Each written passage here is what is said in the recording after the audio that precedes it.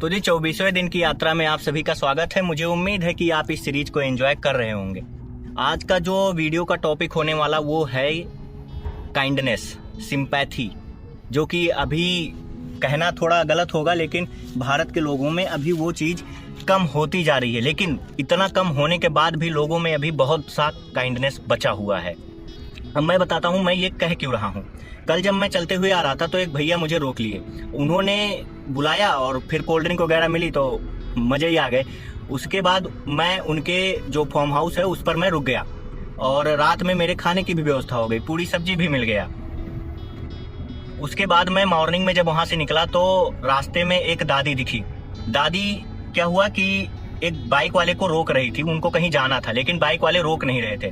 तो मैंने उन्होंने फिर मुझे देखा और फिर वो मेरे पास आई और उन्होंने बताया कि बेटा मेरे बेटी की सास का देहांत हो गया है और मुझे जाना है लेकिन मेरे पास पैसे नहीं है। तो मैंने पूछा कि कितना लगेगा, तो उन्होंने बताया कि 50 रुपये लगेंगे। तो मैंने क्या किया कि उनको 50 रुपये दे दिए और जैसे ही मैं 100 मीटर आगे बढ़ा, मुझे एक भाई वेट कर रहे थे मेरा कि मैं आऊं फिर वो मुझे सपोर्ट करे। तो वो जैसे ही आए उन्होंने मैं जैसे पहुंचा उनके पास, उन्होंने कहा कि क्या मैं आपकी मदद कुछ कर सकता हूं। मैंने कहा हाँ भाई क्यों नहीं, अब कोई पैसे दे रहा है तो काहे मना करूंगा भाई, है या कोई कुछ भी दे रहा है तो मैं क्यों ही मना करूंगा। तो फिर वहां से मेरा सपोर्ट किया उस भाई ने। 200 रुपये उन्होंने भी दे दिए, 50 मैंने उधर दिए, 200 रुपये इधर से आए।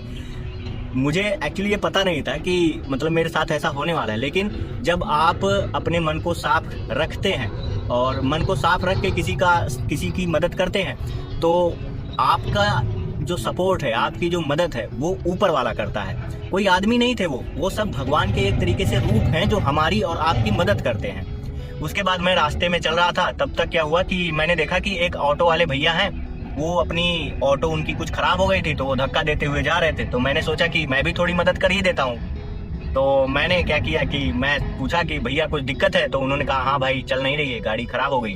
तो मैंने कहा मैं भी थोड़ा धक्का दे दूँ। अब मदद अगर कोई ऑफर कर रहा है तो कौन ही मना करता है। तो मैंने वहाँ पे थोड़ी सी हेल्प कर दी।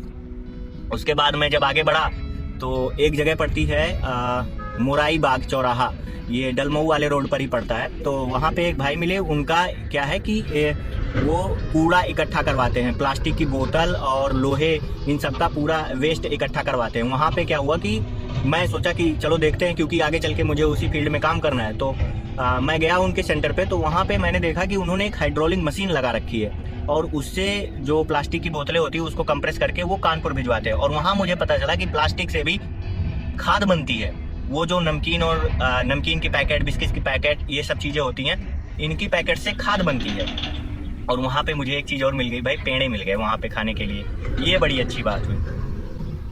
एक चीज़ और बताता हूँ, रास्ते में क्या हुआ कि मैं आ रहा था और एक स्कूल पड़ गया और स्कूल रोड पे सारे बच्चे प्रेयर कर रहे थे और मुझे लग रहा कि हाँ प्रेयर हो चुकी थी। वो लोग अचानक से वंदे मातरम गाने लगे और मैं गुजर रहा हूँ तो लोग देखते ही हैं। तो मैं अचानक से बस ऐसे सावधान की मुद्रा में जैसे करके रुकते हैं, मैं भी रुक गया। भाई साहब जितने लोग थे वहाँ पे, क्या गजब देखते यार। अब मैं क्योंकि चश्मा लगाया हूँ तो उनको नहीं पता कि मैं उनको देख रहा हूँ, लेकिन गजब की फीलिंग आती है। अब मेरे कहने का मतलब ये है कि अपने अंदर की दयालुता को बनाए रखिए, दूसरों की मदद करिए। अगर आप किसी भी एबनॉर्मल आदमी को देखते हैं तो उसका दिल से सपोर्ट करिए। अगर नहीं करेंगे तो भी ठीक है, कर देंगे तो बहुत अच्छी बात है। और अगर आप ये सोचते हैं कि आपका कौन देखेगा, अब देखो आप मेरा देखो, मेरे पास बहुत कम पैसे हैं, उसके बाद भी लोग मेरी सपोर्ट कर रहे। मेरे पास ये मौका मिला, किसी को मेरी ज़रूरत है या किसी को थोड़े से पैसे की ज़रूरत तो मैं कर देता हूँ। क्यों? मुझे पता है ना, क्योंकि मैं अपना हाथ खड़ा करके निकला हूँ, है कि मेरा तो है, भगवान देख रहा है सब, वही सारी मदद करेगा, वही सब कुछ दिलवाएगा और वही सब कुछ दिला रहा है अभी तक। आज मैं आश्रम में पहुँच गया हूँ, लेकिन यहाँ डलमऊ में जो गंगा जी का घाट है, ये एक ब्रिज है मेरे सामने और वो रोड क्रॉस करे तो यहाँ पे कुछ लोग नहा रहे हैं। एक्चुअली ये शमशान घाट है। यहाँ पे मैंने देखा कि यहाँ पे लोग ना नहाने के बाद अपनी चड्डी छोड़ दे रहे हैं। आपको स्क्रीन पे दिख भी रहा होगा कि ये कितनी गंदी चीज है। यहाँ इन्होंने बताया कि रायबरेली के जो उत्तर साइड से लोग आते हैं, यानी कि रायबरेली साइड से जो लोग आते हैं, वो लोग ऐसा काम कर रहे हैं। तो अगर भैया कोई रायबरेली का ऐसा कोई देख रहा है आदमी, तो ये अंधविश्वास से थोड़ा सा दूर हट जाइए।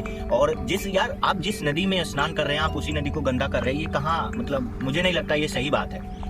तो अगर कोई रायबरेली से देख रहा है तो प्लीज इस बात को ध्यान रखिए, आप कहीं भी और कहीं से भी कोई देख रहा है यार, गंगा जी के किनारे या किसी भी नदी के किनारे अपना गंदा कचरा कुछ भी ना छोड़े, है ना, क्योंकि नदियां वैसे भी खत्म होने वाली हैं। और अब थोड़ा सा अपने दर्द की यार बात कर लेते हैं। आज 24वें दिन की यात्रा है और आज मैं जिस एरिया में चल रहा हूँ यहाँ पर लगभग 10 किलोमीटर तक कोई दुकान, कोई गांव, कोई ढाबा कुछ भी नहीं है। मतलब यहाँ तक कि पानी भी नहीं मिलता। 15 किलोमीटर पे तो मैंने एक पेट्रोल पंप देखा, वो भी ख़त्म था, मतलब बंद था। उसके आगे हालांकि 3 किलोमीटर आगे एक पेट्रोल पंप मिला, लेकिन पूरा एकदम वीरान इलाका है भाई। आज मैं पूरा ना 22 किलोमीटर 700 मीटर मेरी डिस्टेंस हो रखी है और कंधा यार बहुत दर्द कर रहा है। मुझे लग रहा है कि यहाँ पे थोड़ा सा स्ट्रेन आ गया है और दर्द मतलब मैं ऐसे ज़्यादा नहीं कर पा रहा हूँ, इससे ऊपर थोड़ा सा करने में यहाँ पे दिक्कत हो रही है। अब देखते हैं आगे कल का क्या सीन है। और अगर आप यहाँ तक वीडियो देख रहे हैं तो यार मतलब आपका बहुत बहुत धन्यवाद। आप यहाँ होते तो मैं आपके चरण छू लेता भाई, हैं, क्योंकि यहाँ तक कोई आता नहीं है मेरी बकवास सुनने। तो आपका बहुत बहुत धन्यवाद। और अगर आप यहाँ तक आए हैं तो अगर आपका कोई प्रश्न भी है तो भी आप हमें कमेंट सेक्शन में बता दीजिए, और नहीं भी है तो एक छोटा सा दिल या छोटा सा मोटिवेटिंग लाइन कुछ लिख के चले जाओ यार, क्योंकि मेरा भी तो हौसला कभी कभी टूट जाता है ना जब कोई रास्ते में नहीं मिलता है। वैसे अभी रास्ते में काफ़ी लोग मिल रहे हैं। तो बहुत बहुत धन्यवाद।